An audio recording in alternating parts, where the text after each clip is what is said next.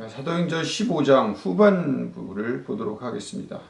32절부터 보면은 유다와 실라도 예언자이므로 유다와 실라도 선지자라 여러 말로 형제를 권면하고 굳게 하고 라는 말로 오늘 본문을 출발하려고 합니다. 권면하고 굳게 하는 일을 했다고 합니다. 여기서 굉장히 중요한 얘기가 나와요. 왜냐하면 예언자라고 했어요. 유다와 실라도 선지자라. 선지자는 다른 말로 예언자라는 말과 같죠. 그러니까 유다와 실라가 선지자이고, 선지자는 무슨 일을 해야 되는지에 대한 것을 정의해주고 있어요. 아주 간단한 표현인데도 유다와 실라도 선지자라. 그 선지자가 구약시대의 선지자는 거의 어땠어요? 예언자적인 역할을 해서 하나님의 말씀을 듣고 대언해주는 역할을 했어요. 신약으로 넘어오면서 하나님이 직접 말씀을 하신 적은 없습니다. 어떻게 해요? 그럼 제자들을 통해서 말씀을 하십니다. 그리고 성령님이라는 분이 신약시대에는 드디어 등장을 하기 시작합니다. 그 전에 성령님이 안 계셨던 게 아니라 그때부터 활동을 시작을 하십니다. 그렇기 때문에 굳이 하나님이 직접 인간에게 말씀하실 필요가 없어요. 그 성령님이나 하나님의 말씀을 통해서 유다와 실라 같은 선지자에게 무슨 일을 하라고, 구약시대와 다르게 여러 말로 형제들을 권면하고 굳게 하라. 그래서 선지자가 어떤 일을 해야 되는지에 대해서 아주 짧은 말인데도 아주 강력하게 그리고 정의를 해내고 있습니다. 권면하고라는 말을 또 우리가 어떻게 생각해 봐야 될까요? 국어 사전적인 지식으로 따져보면 용기를 주어 라는 말이 나옵니다. 용기를 주어 신앙을 하도록 하는 일, 이게 권면한 겁니다. 굳게 하고 굳세게 한다는 것, 다 같은 내용이겠죠. 자, 근데 용기를 주어 신앙을 하도록 하는 일이 어떤 일입니까? 잘 생각해 보세요. 내가 실력이 있어서 기도하면 어떤 일이 완성이 되게 하는 일, 그게 예언자가 선지자가 해야 될 일이 아닙니다. 이 말을 제가 툭 하고 던졌으면 이게 무슨 뜻이지? 라고 생각하실 텐데 잘 들어보세요. 예를 들어 드릴게요. 제가 목사입니다. 어떤 성도가 저한테 와서 제 아들이 이번 수능인데 수능에 목사님 기도를 좀 해주세요 라고 저한테 부탁을 했습니다. 그럼 저는 어떻게 해야 될까요? 저는 선지자 겸 예언자죠. 오늘날 그러니까 네, 집사님을 위해서 기도를 하겠습니다 라고 한다면 그 집사님이 돌아가는 발걸음이 굉장히 가벼우면서 야, 신령한 우리 목사님이 기도를 해주시는데 수능에 우리 아들이 우리 딸이 합격이 되겠지라는 마음을, 기쁜 마음을 가지고 갔습니다. 이게 권면하고 굳게 하는 말일까요? 잘 생각해 보세요. 이게 제가, 선지자인 제가 그 집사님을 향하여서 용기를 주고 권면하고 굳게 하는 일일까요? 일일 수도 있어요. 그런데 만약에 떨어지면요. 그럼 저는 어떤 사람이 되죠? 예언자가 아니게 되어버리죠. 그리고 그 이후에 또 그 가정에 문제가 생겼습니다. 그럼 그 문제가 생기면 그 사람이 저한테 또 선지자인 저한테 또 찾아와서 또 무언가를 부탁하고 기도를 부탁을 할 겁니다. 그리고 계속해서 그런 일을 반복을 할 겁니다. 그러면 그 사람은 어떤 사람이 되죠? 제가 잘 쓰는 표현이 있어요. 젖병 물리기 신앙이라는 거예요. 그 사람은요, 문제가 생기잖아요? 목사님! 쪼르르 달려오면 제가 기도라는 젖병 딱 물려줘요. 그럼 꿀꺽꿀꺽꿀꺽 받아먹고 돌아가요. 또 문제가 생기잖아요? 목사님! 또 젖병을 제가 딱 물립니다. 평생을 그렇게 살아갑니다. 제가 어떤 사람이 돼요? 젖병 물리기에 신앙을 주는 사람은 예언자가 아니에요. 그럼 뭐가 빠졌어요? 권면은 가능해요. 제가 기도해 드릴게요. 굳게 하고라는 말이 빠져요. 굳세게 해주질 못해요. 그냥 젖병 계속 물리는 거예요. 오늘날 한국교회를 제가 비판하는 게 그거예요. 굳건하게는 해주지 못해요. 뭐를 가르쳐줘야 돼요? 기도할 수 있게. 스스로. 믿음을 가르쳐줘야 돼요. 맞아요. 믿음이 자칫 저 목사만 믿으면 내가 기도 안 해도 대신 기도해주는 목회자가 있어서 그걸 믿게 하는 게 믿음이 아니에요. 성도란 스스로에게 하나님께 바라고 소망하는 일을 하도록 하게 하는 것. 이게 예언자가 해야 할 일인 거예요. 미래를 내다보는 일도 포함이 될 수 있어요. 다만 미래만 보는 예언자라면 그 성도에게는 믿음을 갖고 굳건하게 할 수 없는 상태가 된다는 거죠. 그런 예언자적 일을 하려 할 때 문제가 생겼어요. 오늘 우리가 굉장히 잘 아는 얘기예요. 바나바하고 바울이 서로 다툼이 일어났습니다. 다툼의 문제는 뭐죠? 마가라고 하는 요한을 데리고 가는 문제에 대해서 충돌이 일어났습니다. 우리가 아주 잘 알고 있는 내용이에요. 바나바는 온유했고 그래서 감싸줄 수 있는 사람에서 마가를 데리고 왔습니다. 바울은 원리원칙주의자였고 효율 중심의 신앙이었던 사람이었기 때문에 배반했잖아. 우리가 선교를 가는데 그 사람 때문에 얼마나 곤욕을 치렀는데 안 돼. 그때는 둘이 싸웠어요. 누가 잘했고 누가 잘못했고의 문제로 가면 안 됩니다. 꼭 이 설교의 끝에 누가 잘못했고 잘했고로 결론을 짓는 설교를 들으셨다면 문제가 있는 거예요. 자, 41절에 볼게요. 잘못 안 됐어요. 더 잘 됐는데. 끝까지 제가 한번 얘기를 해볼게요. 41절에 그래서 시리아와 길리기아를 돌아서면서 모든 교회를 굳세게 하였다. 견고하게 하였다. 굳건하게 하였다. 아까 예언자가 무슨 일을 해야 되는지에 대해서 그게 계속 나오잖아요. 서로 나뉘어져서 모든 교회를 굳건하게 하는 일. 그것이 하나님 뜻이었고 그 일을 하게 했다는 거예요. 자, 만약에 둘이 성경에 그런 얘기가 많이 나와요. 아니요. 성경에 그런 얘기가 많이 나온다기보다는 한국교회가 어떻게 표현하냐면 같은 마음 같은 뜻을 가지고 하나가 되면 교회가 성장하고 그 성장한 교회가 무엇이든지 이룰 수 있다. 이렇게 기도하면 무엇이든지 이룰 수 있다. 이렇게 표현을 하잖아요. 근데 성경은 그렇게 일하지 않고요. 바나바와 바울을 싸워서 갈라서게 해요. 그래서 굳건하게 해요. 서로를. 그게 핵심이라는 거예요. 그리고 나서 더 재밌는 사실이 바나바는 더 이상 성경에 등장하지 않아요. 이것 때문에 많은 사람들이 실수를 하고 있는 게 하나 있어요. 그래서 바울이 결국은 잘한 거야. 바나바가 더 이상 등장하지 않으니까. 하나님은 바울을 쓰시는 거야.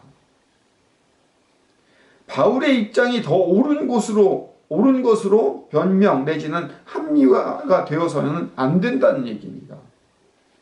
나중에 마가를 다시 불러 사용했던 바울을 보면서 바울이 잘못했다고 또 결론을 지을 수도 있어요. 그것도 아니에요.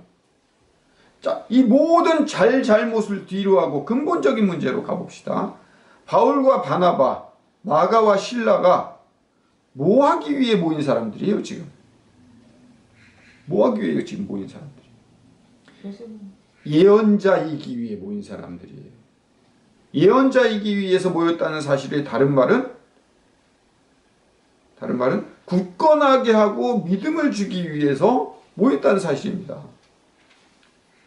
굳건하고 믿음을 주기 위해서 모인 사람들이 지금 무슨 일을 하고 있습니까?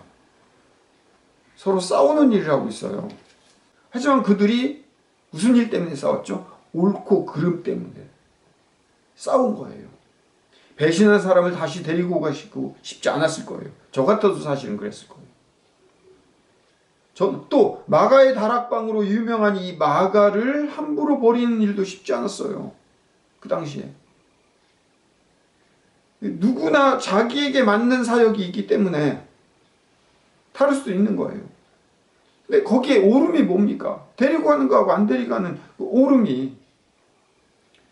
제가 학원차를 운영하면서 아주 친했던 두 학생이 있었어요.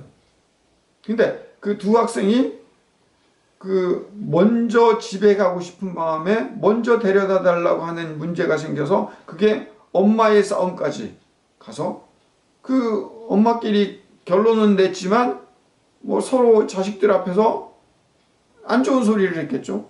그 안 좋은 소리를 하고 나니까 그렇게 친했던 둘이가 원수지간이에요, 지금.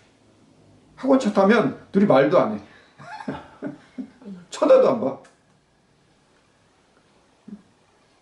차 시간 배정이 발달된 거예요. 근데 중요한 건 친구의 관계가 무너져 버렸어요. 조금 더 가고 조금 덜 가고 먼저 내리고의 그게 우리 전체 인생에서 따져볼 땐 친구 한 명을 잃은 거예요. 그거 하나 때문에. 잘 생각해 보면 우리가 이 나이 많이 드신 분들이 공산당을 왜 싫어하는지 아세요? 공산당, 빨갱이 왜 싫어하는지 아세요? 우리나라에 왔던 북한에서 밀고 내려왔던 사람들이 공산주의가 뭔지를 제대로 모른 채로 내려와서 무슨 일을 했냐면 부모, 자식, 친구, 형제를 라는 개념을 무시하고 공산주의라는 이념이 그 위에 있다는 생각을 해서 어때요? 오름 때문에 부모, 자식, 형제, 친구를 죽이고 미워했다는 사실. 거기에 사람들이 분노한 거예요. 그래서 지금 보수에 있는 많은 사람들이 전 빨갱이 새끼, 빨갱이라고 하는 그 표현이 뭐냐면 부모, 자식, 형제, 친구보다 위에 있는 게 뭐가 있느냐. 너의 오름은 뭐냐? 라고 하는 거예요. 근데 그렇게 얘기하는 사람이 지금은 뭐예요? 오름 때문에 친구를 버려요. 오늘날 우리 사회가 어때요? 내가 가지고 있는 옳은 생각 때문에 얼마든지 친구를 버릴 수 있어요. 얼마든지 형제를 버릴 수 있어요. 추석 때 가서 정치 얘기하지 말라고 하잖아요. 그 얘기가 뭐예요? 만약에 정치 얘기를 해서 싸우면 형제 관계가 틀어진다는 거예요.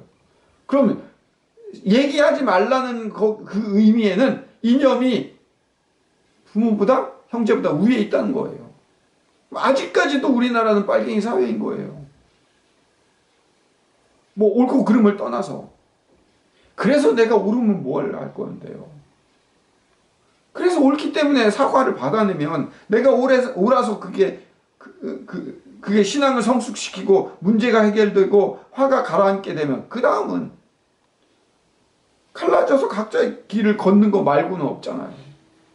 지금 바나바와 바울 얘기는 무슨 얘기를 하고 있느냐면 그렇게 갈라졌다는 거예요. 오름 때문에 갈라졌다는 얘기예요. 오름 때문에 둘 다 빨갱이가 됐다는 얘기를 하고 있는 거예요.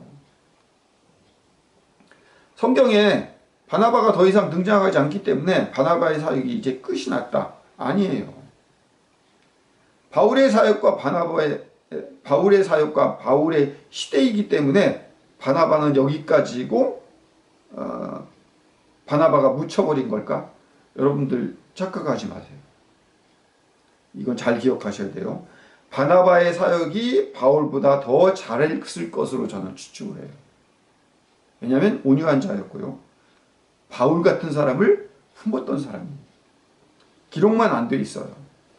바울이 오히려 모관하고 옳았고 그래서 자신을 알아봐주고 키워줬던 스승이요 동역자이요 친구였던 바나바의 관계를 끊어버렸잖아요.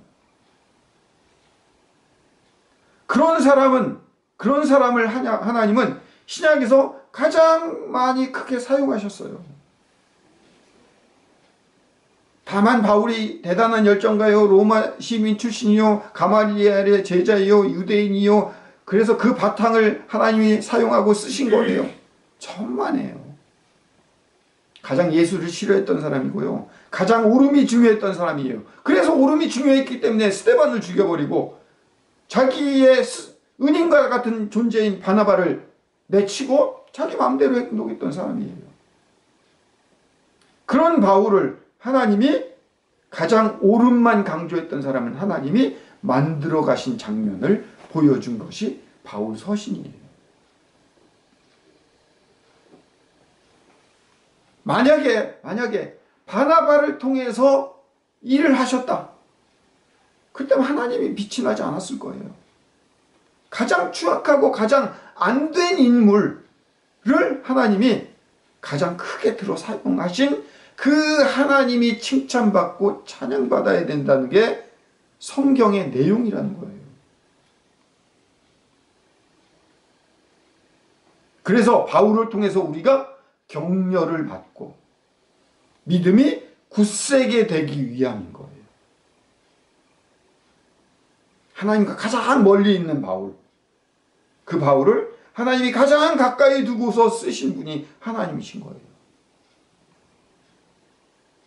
우리가 별 볼 일 없어 보이는 사람입니까? 혹시 여러분들이 세상 앞에 별 볼 일 없어 보인다고, 그리고 빛이 드러나지 않고 이름이 드러나지 않는 사람입니까? 여러분들은 바나바입니다. 자신감을 가지셔도 돼요. 하나님께서 여러분을 특별히 쓰고 계신 것처럼 혹시 느끼고 계십니까? 당신은 사울입니다. 당신은 바울일 뿐이에요. 왜? 하나님이 가장 다루기 힘든 사람을 고치려고 하기 때문에. 바울로 만들어가게 하시는 하나님이 당신들 같은 쓰레기를 바울로 변화시키기 위해서 당신을 특별히 선택을 하시고 특별히 은혜를 주시는 거예요. 큰 교회에 많은 사람들이 모인 교회, 재정이 풍부한 교회 목사님은 실력이 있어서가 아니에요. 바울과 같은 사람이기 때문인 거예요. 개척교회를 하고 아무런 그런 많은 사람들에게 영향을 주지 못하는 교인과 목사님이라면 그들은 바나바일 뿐이에요. 그런 믿음을 가지고 살아가시고, 그게 제가 여러분들에게 줄 수 있는 격려이자 굳세게 하는 길이라는 사실입니다. 기도하겠습니다. 사랑의 아버지 하나님, 감사합니다. 바나바를 하나님이 사용하시지 않은 것이 아니라 가장 더럽고 옳음만을 강조했던, 소위 요즘 말로 빨갱이 같았었던 바울을 하나님이 가장 크게 사용하셔서 하나님이 드러나시고 하나님은 이런 분이시구나를 성경에서 가르쳐주는 사실인 것을 기억하고, 오늘 우리를 바라보며 옳음이 중요한 것인지 세워 격려하여 용기를 주어 용기를 북돋아 그 사람을 굳건하게 하는 일이 우리가 신앙인으로서의 해야 할 일인지를 점검하고 반성해 볼 수 있는 자들 되게 주님 인도하여 주시옵소서. 예수님 이름으로 기도드립니다. 아멘. 이제는 우리 구주 예수 그리스도의 크신 은혜와 아버지 하나님의 극진하신 사랑하심과 성령님의 인도 교통 내지하심이 이 설교를 듣는 모든 자들 머리 위에 영원토록 함께하여 주시기를 간절히 축원하옵나이다. 아멘.